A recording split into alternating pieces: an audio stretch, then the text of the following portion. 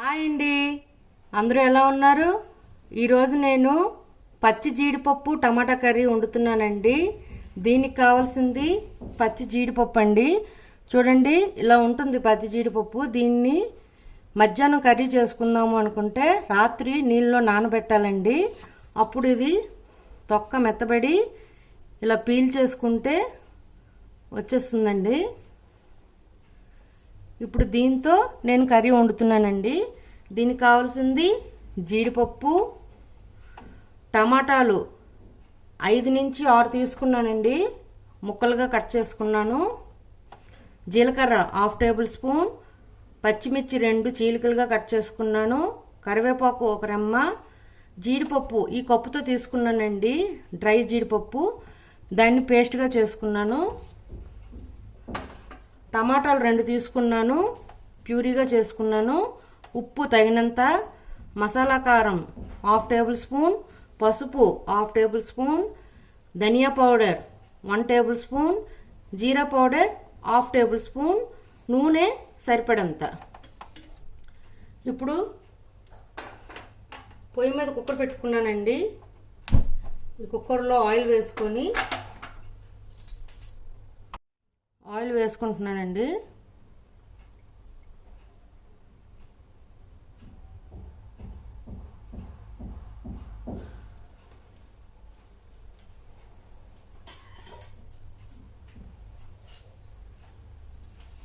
Oil వేడెక్కాక జీలకర్ర, పచ్చిమిర్చి, కరివేపాకు వేసేద్దామండి. ఇది కొంచెం లైట్గా వేగాక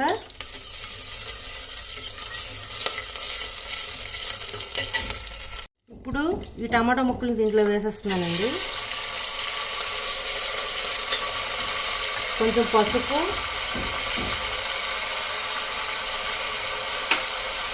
కొంచెం ఉప్పు వేసుకొని ఈ టమాటా ముక్కలు బాగా మగ్గాలండి, బాగా మెత్తగా అయిపోవాలి.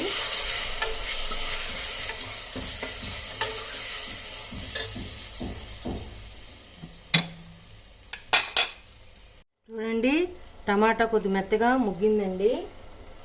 ఇప్పుడు దీనిలో మనం పొట్టు తీసుకొని ఒలిచిపెట్టుకున్న ఈ పచ్చి జీడిపప్పుని దీంట్లో వేసేస్తున్నాను. ఒక 5 మినిట్స్ దీన్ని ఇలా కలుపుకొని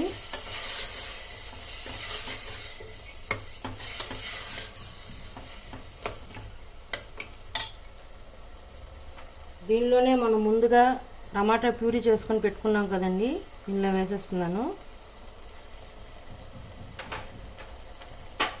ధనియాల పొడి, జీలకర్ర పొడి, మసాలా కారం,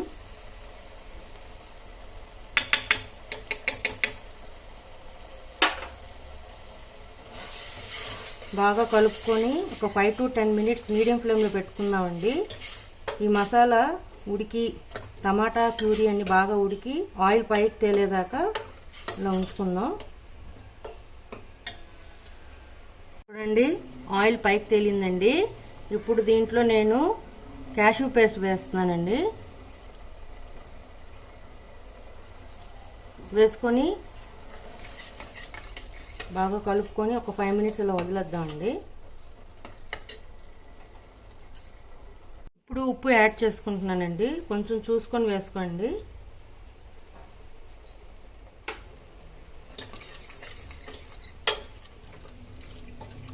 ఒక చిన్న గ్లాస్తో వాటర్ యాడ్ చేసుకున్నాం. ఇప్పుడు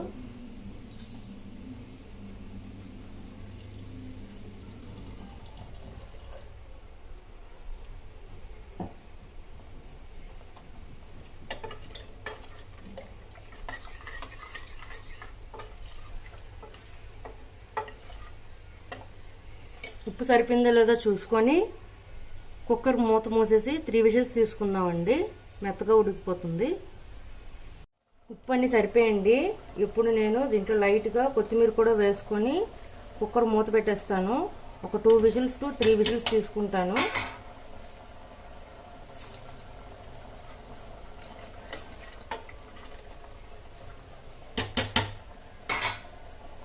కుక్కర్ మూత పెట్టేశానండి.